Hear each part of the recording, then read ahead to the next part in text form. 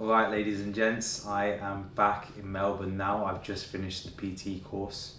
I know I haven't posted last week and I'm trying to make this almost a weekly series, but I've just been so involved in the UK level 3 that I just haven't had time to post. And I know that's a poor excuse, and I do want to get better at it. Now that I'm in Melbourne, it's going to be one of my main focuses. I really want to focus on content, so YouTube and short form, so hopefully I'll be a little bit more consistent there. But I'm back now and I've still got a load of footage from Bali that I want to show you guys. So I've got all of the course, I've got a few more clips of me training at Obsidian, some other gyms, and I've already recorded a session back here in Melbourne, and I went on a few tours towards the end of my trip in Bali as well, so I'm happy to show those as well. I think I've got some pretty scenic videography and it looks very cinematic, so yeah, I'm super happy with it. And although the course was 6 weeks, I had 1 week just before I came back here just to travel, and I managed to see a little bit more of Bali, but it's definitely somewhere I want to go back to. There's still so much that I want to do. I want to see Uluwatu. I never got to go to Bamboo, which is one of the really popular gyms there. I know it looks pretty aesthetic as well. So maybe next time when I go back, I'll actually do a cut this time, so I'm a little bit more shredded than I am at the moment, because I let myself go a little bit. But you know, it was never my intention to be in shape there. I just wanted to enjoy the course and get the qualification at the end of the day, so that's what I've done. So the next few videos will still be recording my time in Bali, and now that I'm here in Melbourne, it'll be almost, you know, backdated, but hopefully it will allow me to put some more retrospective thoughts in now that I've had some time to actually sit and think and consider, you know, the moments that happened while I was out there. And hopefully it'll be a little bit more organised in terms of the way the videos come out. Probably not, but you know, it sounds nice when I say it like that, so that's what we're going for anyway. Right, so now that that's out the way, after 1 month in Bali and the start of the UK level 3 qualification, what do I think about everything? I actually really liked how it's all done. So similar to like the UK level 2 course, there is that element of anatomy, physiology, and it goes into a little bit more detail than what we did in level 2. Other topics we covered, there were things like effective communication, understanding medical conditions, and exercise contraindications. I struggle with some of these words. And there was risk stratifications and nutrition topics. And then finally, like the most important topics, in my opinion, were those of like the business strategy, periodization and programming, and also the delivery of that to clients.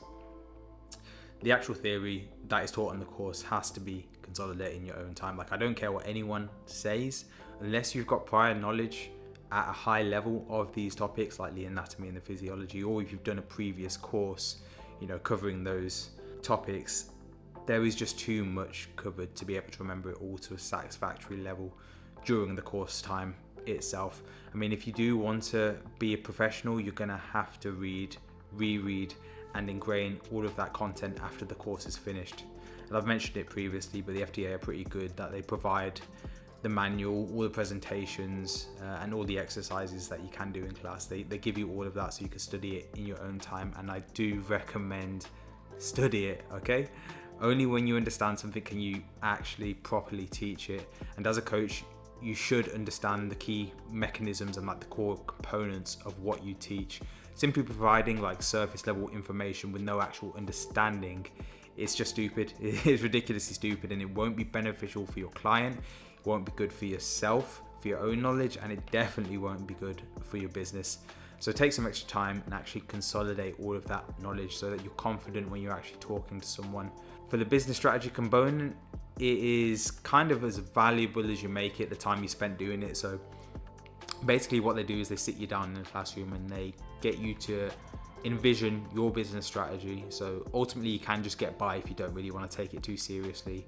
If you just want the qualification, like it looks like you could get it pretty easily. However, actually taking time and asking yourself some of these main questions that will surround your business, it's definitely worth doing. You want to be thinking about your target clients, you want to be thinking about unique selling point, what your goals are, like is it group coaching, is it one-to-one coaching, online coaching. You really have to strategize how you're going to reach those goals and what metrics are you going to use to actually measure the progress. Like for me, I want to grow on social media, so actually thinking about both long form and short form, how many subscribers, how many followers do I want to get within a certain time period, so within a month, within 2 months, within 6 months, and whether I'm going for just views, follows, comments, shares, all these sorts of metrics. Like I've written it all down, and it's all in the business plan. And you want a rough timeline on your goals, like I said there, with it being 1 month, 6 months, and the target metric that you want to achieve. You need to think about how you're going to market, how are you going to advertise, are you going to utilize social media, are you going to do more referral based if you're more of a one-to-one face-to-face PT. These are all questions that you really need to consider, and you get the opportunity to consider these things at the course, especially in the UK level 3. That's what it's all about, really. I mean, all of these are really core components to a personal training business, and I'm happy we got to work on it. So finally I could really put my vision together on paper. For me, this was really key. I mean, I knew going into level 3 that this was the main reason I wanted to take a PT course, so that I can put that vision on paper and get more of an accurate timeline and step-by-step progression of what I needed to do and how I was going to do it. It was in level 3 that I would find some of both the questions and the answers that I needed to hear to continue on my own journey. So far, I've really enjoyed the UK level 3 experience. I've really enjoyed the FTA overall. I've enjoyed my time in Bali. And it's funny talking about it in retrospect, like looking back on all those experiences. It was just so fun, and it's gone so quickly. So if you are doing the FTA, make sure that you spend time, exploring Bali, ticking everything you want to tick off, and make sure that you're networking and staying in touch with people that you get along with all over the world. It's honestly invaluable to have the sort of network that is provided through it. And finally, there's one more video that I'm going to do just for the Bali in terms of the PT course itself. So that will just be the finishing assessment that we did, where I basically gave a consultation and I put one of the other students through a workout and just made sure that I was correcting their form and making sure that they got a good experience out of it, and gave myself a little bit more experience in coaching one-to-one. So I've got the footage for all of that, and that will most likely be the last video for this PT course. Do I want to say last video?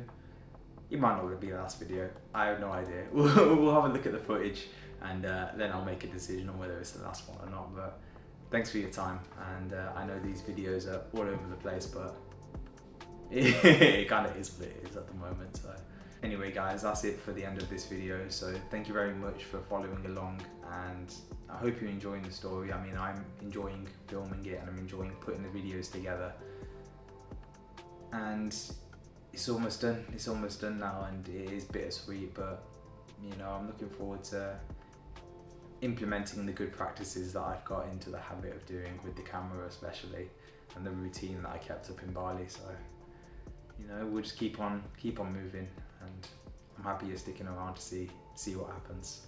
Thank you.